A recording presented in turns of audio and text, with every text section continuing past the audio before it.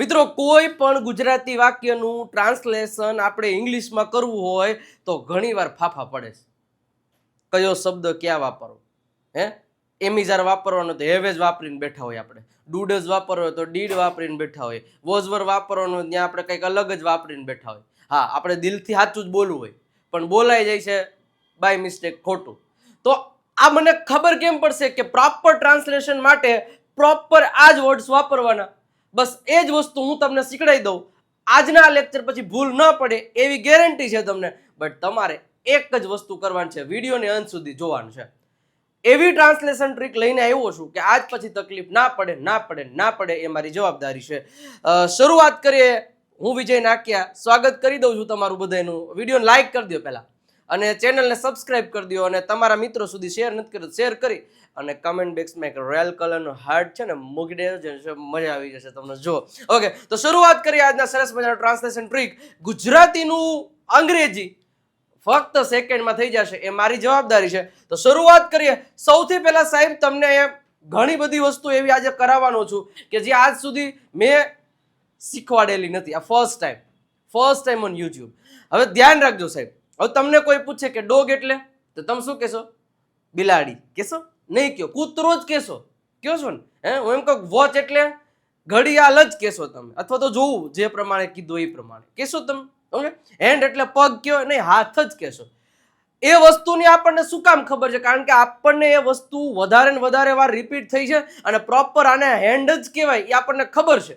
બસ એ જ વસ્તુ ટ્રાન્સલેશન ટ્રીકમાં જો અપનાવી લ્યો એટલે સાહેબ કોઈ પણ ગુજરાતી વાક્યનું અંગ્રેજી કરતી વખતે બીજા શબ્દો ઉપયોગ થાય જ નહીં. જુઓ તમને સિમ્પલ વસ્તુ છે. સર, અહીંયા લખ્યું છે પાસે છે, અહીંયા લખ્યું છે પાસે નથી, અહીંયા લખ્યું છે પાસે હતું અને અહીંયા લખ્યું છે પાસે ન હતું. આટલું યાદ રાખવાના. 4 શબ્દો યાદ રે ને સાહેબ.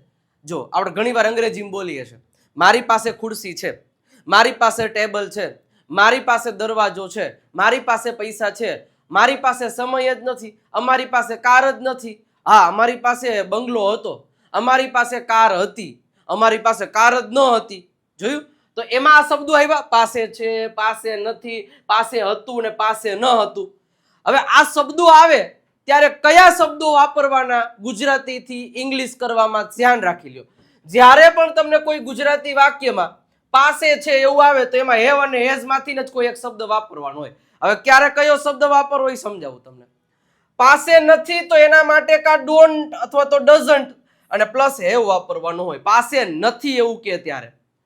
પાસે હતું તો એના માટે હેડ જ વાપરવાનું થાય ને પાસે ન હતું એના માટે ડીડન્ટ પ્લસ હેવ વાપરવાનું થાય. હવે તમે પાસે છે એમાં હેવેજ ની જગ્યાએ હેડ વાપરો તો એ ખોટું થઈ જાય. પાસે નથી એની બદલે તમે ડોન્ટ અથવા તો ડઝન્ટ વાપરો અને તમે ડીડન્ટ વાપરો તો ખોટું થઈ જાય. ધ્યાન એક વસ્તુ મારી સાથે સાથે અત્યારે જ કરી લ્યો એટલે સાહેબ અટકીએ જ નહીં ક્યાંય. પાસે છે તો હેવ હેઝ. હવે ક્યારે કયું મૂકવાનું એ હું શીખડાઈ દઉં. પાસે નથી તો ડોન્ટ અથવા તો ડઝન્ટ પ્લસ હેવ. પાસે નથી તો પાસે હતું તો હેડ, પાસે ન હતું તો ડીડન્ટ હેવ. આટલું યાદ રહે? ઓકે, યાદ રહ્યું? ઓકે, હવે ધ્યાન રાખો સાહેબ. મારે એમ કેવું છે કે મારી પાસે કાર છે. હવે આવું કેવું છે મારી પાસે કાર છે. હવે જો પાસે છે એવું આવ્યું, હવે તરત ખબર પડી જાય પાસે છે એવું આવ્યું ને એટલે મારે એમાંથી હેવ અથવા તો હેઝ વાપરવાનું હોય. આમાંથી હું બીજા એક શબ્દો વાપરી જ ના શકું.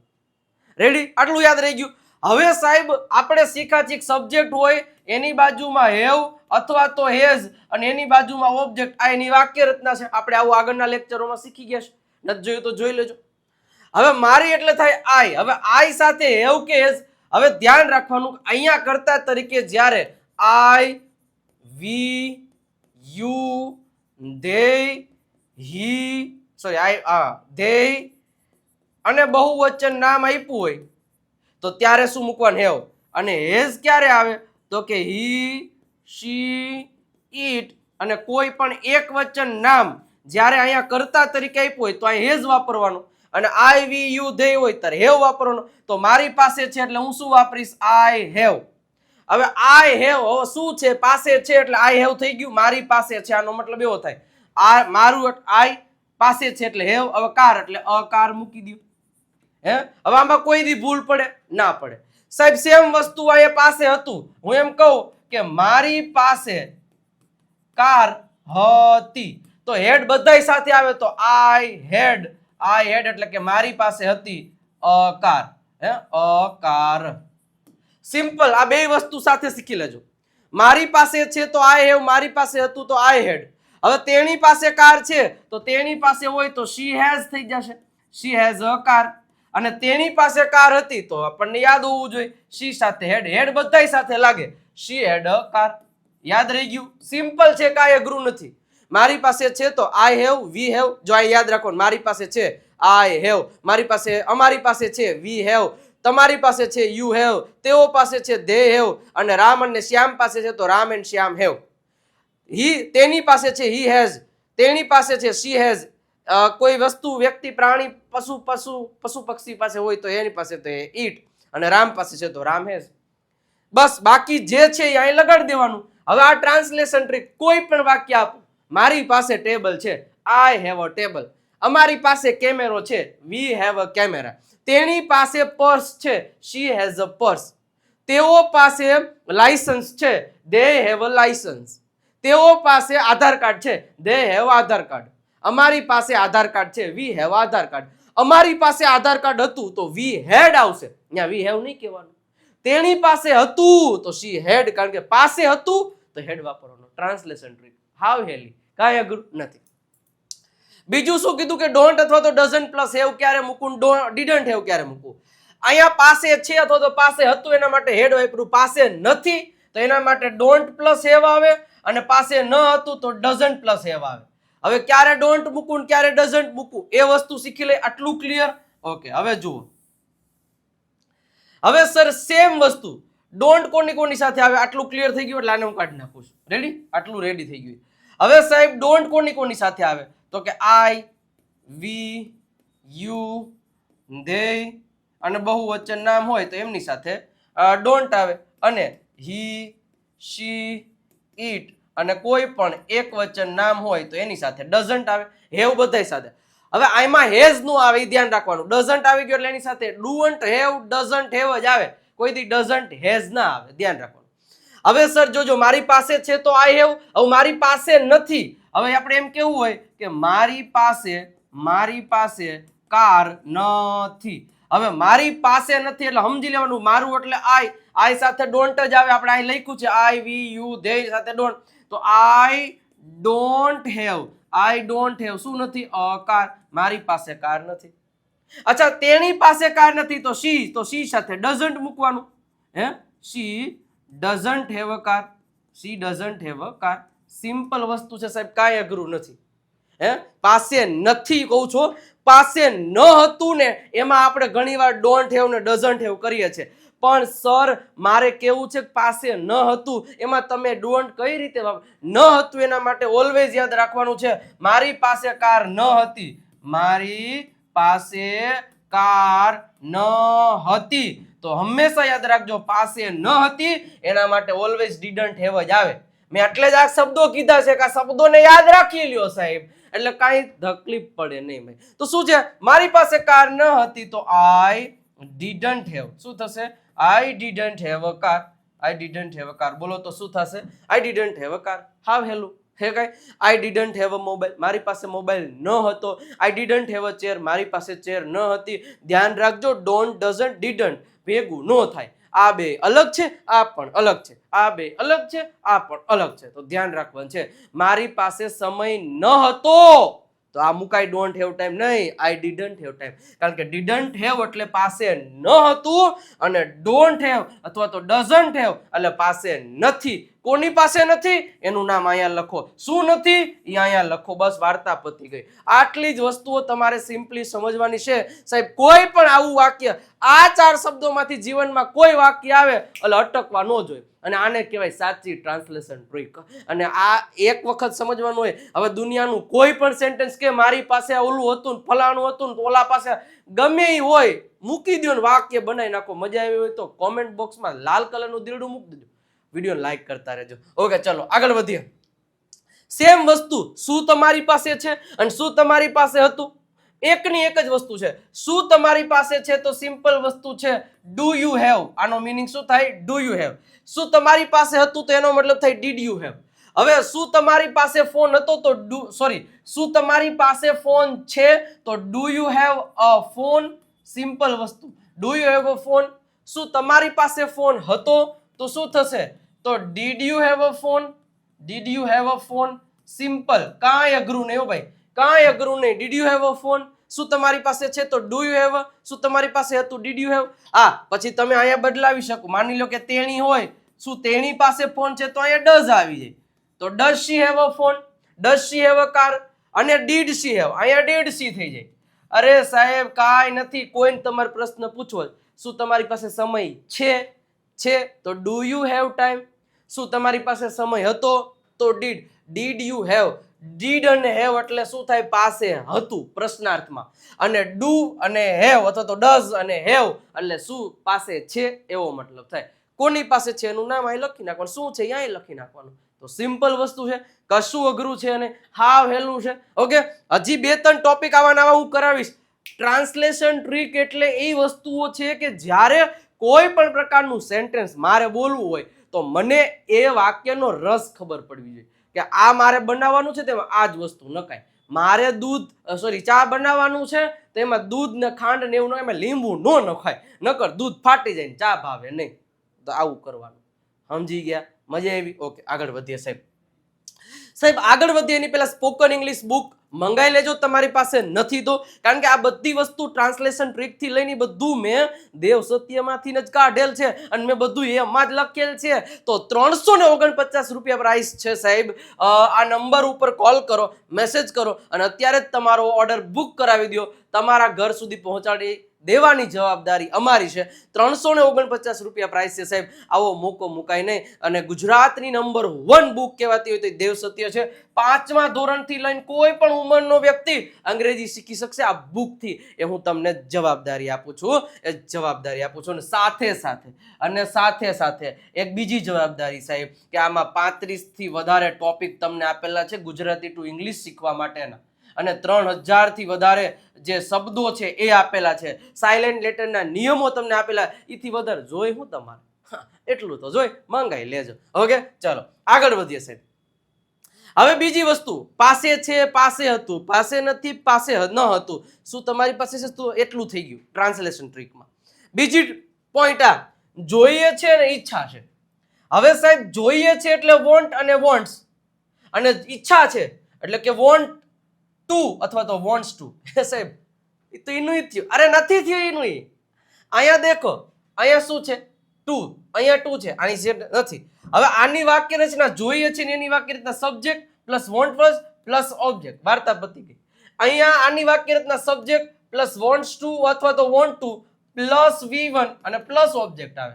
સાહેબ ધ્યાન રાખજો, આ જોઈએ છે ક્યારે કહી શકીએ જ્યારે આપણે કહેતા હોય ખબર છે કે મારે તમારી હેલ્પ જોઈએ છે, મારે તમારી મદદ જોઈએ છે, મારે કાર જોઈએ છે, મારે બંગલો જોઈએ છે, મારે ઓલું જોઈએ છે, મારે આ જોઈએ છે. તો જ્યારે કોઈ વસ્તુ આપણે કોક પાસેથી જોઈએ છે તો ત્યારે વોન્ટ અથવા તો વોન્ટ્સ. હવે ક્યારે વોન્ટ લાગે ને ક્યારે વોન્ટ્સ લાગે તો કે આઈ, વી, યુ, ધ્યેય અને બહુવચન નામ હોય ને તેમની સાથે વોન્ટ લાગે. અને આ કોની સાથે લાગે? હી, શી, ઇટ. અને એક વચન નામ હોય ને તો એમની સાથે વોન્ટ્સ લાગશે. વિડીયો ગમે ને તો લાઈક અને શેર કરતા રહેજો. સબસ્ક્રાઇબ નું બટન દબાવીને તમારા મિત્રો સુધી શેર કરી દેજો સાહેબ. જબરજસ્ત કામ છે. ઓકે, હવે ધ્યાન રાખવાનું, જોઈએ છે વોન્ટ એટલે વોન્ટ્સ નું જોઈએ છે. તો સાહેબ અહીંયા વોન્ટ અને વોન્ટ્સ જ છે તો એનું જોઈએ ને નહીં, પણ એની બાજુમાં જો ટુ આવી ગયું એનો મતલબ થાય કે આ વ્યક્તિને આ ક્રિયા કરવાની ઈચ્છા હોય ને ત્યારે જ વોન્ટ ટુ અથવા તો વોન્ટ્સ ટુ વાપરી શકાય. આપણે જોઈએ, ચલો પહેલા આપણે અહીંયા જોઈએ કે મારે કાર જોઈએ છે. જો જોઈએ છે, હવે જોઈએ છે એટલે તરત ખબર પડી જાય કઈક વસ્તુ જોઈએ છે તો વોન્ટ આવે. મારે એટલે આઈ થાય. આઈ ની બાજુમાં આઈ એમ વોન્ટ એમ નહીં કહી દેવાનું. તો આઈ વોન્ટ બોલતા જાજો મારી સાથે. આઈ વોન્ટ અ કાર, મારે કાર જોઈએ છે. તેણીને કાર જોઈએ છે તો સી. હવે યાદ કરો, સી હોય તો શું લગાડવાનું? વોન્ટ્સ લગાડવાનું. સી વોન્ટ્સ અ કાર, તેણીને કાર જોઈએ છે. પછી અમારે કાર જોઈએ તો વી વોન્ટ કાર. તમારે કાર જોઈએ, યુ વોન્ટ અ કાર. તેઓને કાર જો, they want a car. Okay, તેણીને કાર છે, she wants a car, he wants a car. Simple વસ્તુ છે. અને સર આ વોન્ટ ટુ અને વોન્ટ્સ ટુ શું છે? તો આપણે એમ કેવું હોય કે મારે ચા પીવી છે, ચા પીવી છે. હવે તમે જો આ વ્યક્તિ છે ને એમ કે છે મારે, અહીંયા મારે આવશે, મારે ચા પીવી છે, મતલબ જ્યારે મને ઈચ્છા હોય ત્યારે હું આવું સેન્ટેન્સ બોલીશ ને, મારે ચા પીવી છે, મારે ઘરે જવું છે, મારે આમ કરવું છે, તેઓને કબડ્ડી રમવું છે, તેઓને ખોખો રમવું છે, કોઈ વ્યક્તિને કોઈ કામ કરવું છે, તો એના માટે આ વસ્તુનો ઉપયોગ કરવાનો થશે. મારે ચા પીવી છે, મારે એટલે આઈ સાથે શું આવશે? વોન્ટ ટુ આવશે. I want to. હવે કઈ ક્રિયા કરવી? પીવી છે એટલે આવશે drink. I want to drink tea. I want to drink tea. મારે ચા પીવી છે, તેણીને ચા પીવી છે, તો સિમ્પલ એટલું જ વસ્તુ કરવાનું. શી વોન્ટ્સ ટુ ડ્રિંક ટી. હવે ધ્યાન રાખજો, ઘણા એવું કરી દેશે કે મારે ચા પીવી છે, આઈ ડ્રિંક ટી. એટલે આઈ ડ્રિંક ટી એટલે તો હું ચા પીવું છું. જ્યારે ઈચ્છા હોય ને કોઈ કામ કરવાની, તો ક્રિયાપદની પાછળ વોન્ટ ટુ લગાડી દો ને, એટલે આ ક્રિયા ઈચ્છા વાળું થઈ જાય. આટલું યાદ રાખવાનું, વોન્ટ્સ ટુ. તો આ બેમાં આટલો ફેર છે, પણ આમાં ધ્યાન રાખવાનું. ઘણા આમાંય કરશે I want to a car. Allow જ્યારે વોન્ટ અને જ્યારે વસ્તુ જોતી હોય ને ત્યારે એની બાજુ સીધો ઓબ્જેક્ટ આવે, વચ્ચે ટુ બુ ના આવે ભાઈ. આ ધ્યાન રાખવાનું. આ ટ્રાન્સલેશનની સાચી ટ્રીક છે, એટલે જ કહું છું ક્યારે કયો શબ્દ મૂકવો ને એ જ વસ્તુ આપણે શીખવાની છે, અને એ જ વસ્તુ પ્રોપરલી મગજમાં બેઠી હશે તો જ તમને ખ્યાલ આવશે, નહીતર નહીં ખ્યાલ આવે. સમજાય હું શું કહું છું? બસ આ વસ્તુને તમારે સમજવાની છે. ઓકે, નેક્સ્ટ આગળ વધીએ. સાહેબ આગળ વધવા માટે જો તમારે બેઝિક થી એડવાન્સ લેવલનું પ્રોપર રીતે અમારી ટીમ સાથે અને મારી સાથે પ્રોપરલી અંગ્રેજી શીખવું છે બેસ્ટ રીતે અને ટૂંક જ સમયમાં વિથ લાઈવ લેક્ચર, તો સાહેબ તમારા માટે આ કોર્સ બેસ્ટમાં બેસ્ટ છે. લાઈવ સ્પોકન ઇંગ્લિશ કોર્સ છે. 1199 રૂપિયા પ્રાઇસ છે, એક વરની. હો ભાઈ, એક વરની 1199 રૂપિયા પ્રાઇસ છે. અને દર શુક્રવારે લાઈવ લેક્ચર તો આવે જ છે, ડાઉટ્સ માટે, પ્રેક્ટિસ માટે, અઢળક વસ્તુઓ માટે. અને બધા recorded lecture step by step તમને ત્યાં મળવાના છે. દરેક ટોપિકની જોરદાર પ્રેક્ટિસ ત્યાં કરાવવામાં આવશે. રીડિંગ, લિસનિંગ, રાઇટિંગ, સ્પીકિંગ પણ બધી વસ્તુઓ ત્યાં આપેલી છે વિડીયો લેક્ચર ફોર્મમાં. તો આનાથી વધારે શું, બધું સ્ટેપ બાય સ્ટેપ એક કે એક વસ્તુઓ તમને અહીંયા ક્લિયર થવાની છે. સાહેબ ગેરંટી સાથે કહું છું કે આ કોર્સ પછી તમારા અંગ્રેજીમાં ધરખમ ફેરફારો જોવા મળશે, છાતી ઠોકીને કહું છું. ઓકે, બીજો કોર્સ છે કે જે 999 રૂપિયા પ્રાઇસ છે, કે જેમાં દર મહિનાની બીજી તારીખે એક લાઈવ લેક્ચર આવશે, અને 9 વાગે સાંજે. ઓકે, એટલે એની નોટિફિકેશન એ બધું આપણે એપ્લિકેશન પરથી જ આવે. બાકી બધું રેકોર્ડેડ લેક્ચર્સ ને બધું આમાં જેમ છે એ જ બધું અહીં આવશે, બટ લાઈવ લેક્ચરમાં તફાવત છે. અને એક છે રેકોર્ડેડ કોર્સ, જેમની ફીસ છે, જેમાં લાઈવ લેક્ચર નહીં આવે, 749 ઓનલી રેકોર્ડેડ કોર્સ આવશે. તો એ પણ તમે પરચેસ કરી શકો છો. નંબર આપ્યો છે 97 272 92 ઉપર કોલ કે મેસેજ કરી, અથવા તો વિજય નાકિયા ગુરુ ઓફ ગુજ્જુ નામની એપ ડાઉનલોડ કરી તમે આ કોર્સિસ વિશે વધારે ઇન્ફોર્મેશન લઈ શકો છો. સાહેબ અંગ્રેજી બોલવાનું જો સપનું હોય અને સાકાર કરવું છે અને ટૂંક સમયમાં, by this course I am giving you guarantee. Okay, ચલો નેક્સ્ટ આગળ વધીએ. હવે એક શકે છે, જો જેટલા શબ્દો આપણે જોઈએ બધું ધ્યાન રાખજો. શકે છે એટલે કેન. ઓલું પાસે છે તો હેવ હેઝ આવતું હતું. હવે કોઈ વાક્યમાં શકે છે એવું આવ્યું હોય તો કેન. માની લો કે હું દોડી શકું છું, હું દોડી શકું છું, તો જો શકું છું એટલે જ્યારે તમે કોઈ કેપેબિલિટી હોય, તમારામાં એબિલિટી હોય, તો એના માટે આ રીતના વાક્ય બનશે. હું એટલે આઈ, પછી સીધું કેન લગાડવાનું. I can run. હું બોલી શકું છું, આઈ કેન સ્પીક. તેઓ સમજી શકે છે, ધે કેન અન્ડરસ્ટેન્ડ. તેઓ જઈ શકે છે, ધે કેન ગો. તો સિમ્પલ વસ્તુ છે કે જે પણ કોઈ વાક્ય રચના હોય તો મોડલ વર્બ, આ બધાને મોડલ વર્બ્સ કહેવાય. એના માટે આપણે અલગ અલગ ઘણા બધા વાક્યો વિડીયો બનાવેલા છે, જોઈ લેજો. તો model verb plus V1, I can run, I can speak, I can understand, I can think, જે કંઈ પણ આપણે કરી શકીએ છીએ એના માટે કેન નો ઉપયોગ થશે. ઓકે, બીજું શુડ. શુડ એટલે થાય જોઈએ. હવે તમને એમ થાય સાહેબ જોઈએ એ તો હમણાં આવ્યું વોન્ટ. અરે ઈ વોન્ટ અને આ શુડ બોથ આર ડિફરન્ટ. બંને અલગ અલગ છે ભાઈ. અલગ અલગ છે એટલે કઈ રીતે અલગ અલગ છે ભાઈ? તો ધ્યાન રાખજો. મારે કાર જોઈએ છે, મારે ધ્યાન રાખજો ભાઈ, મારે કાર જોઈએ છે, તો આનું સેન્ટેન્સ આ રીતે થાય, આઈ વોન્ટ અ કાર. કારણ કે આમાં કોઈક વસ્તુ જોઈએ છે. તો સાહેબ જોઈએ તો અહીંયા લખ્યું છે. અને હવે આ જોઈએ ક્યારે આવે ખબર છે? જુઓ, તમારે વાંચવું જોઈએ. સમજ્યા તમે? આમાંય જોઈએ છે ને આમાંય જોઈએ છે. હવે આમાં જોઈએ છે એનો મતલબ શું? તો કે આ વ્યક્તિને કંઈક વસ્તુ જોઈએ છે. જ્યારે આમાં તમારે જોઈએ એટલે તમને કોઈક સલાહ આપે છે. તો સલાહ જ્યારે આપતા હોય અને એમાં જોઈએ શબ્દ આપ્યો હોય તો એમાં આવશે શુડ. કયો આવશે? શુડ.